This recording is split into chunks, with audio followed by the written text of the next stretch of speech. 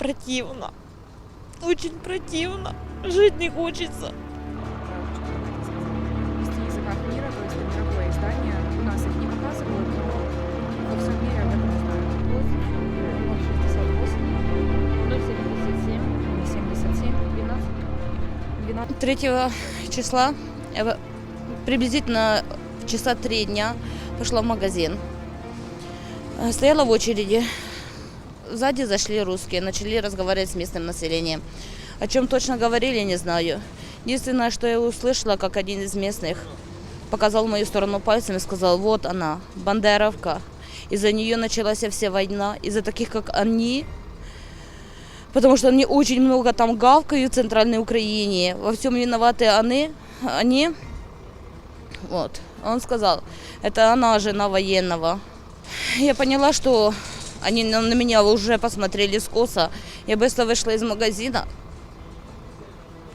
Я даже не успела дойти домой. Я не успела. Они сзади в двери зашли. Я не успела взять телефона. Я не успела ничего.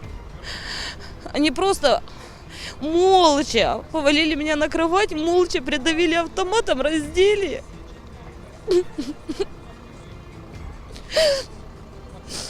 Ну, где-то от 3 дня, в 4 часа утра они ушли. Они просто ушли. Они между собой почти не разговаривали. Просто обозвали пару раз, вот, обзывали хохлушкой, бандеровкой. А потом они говорили, теперь твоя очередь. И все. Потом стали говорить, все, ладно, нам на пост заступать. И ушли. Я отправлю вам сейчас смайлик, просто чтобы вы понимали, что это я. Скоро.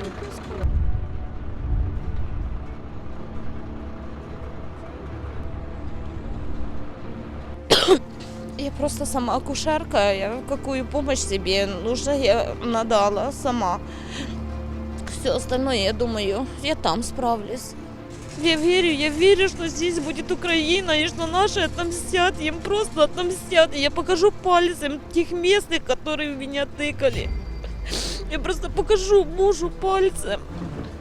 50, 553, 56, 54,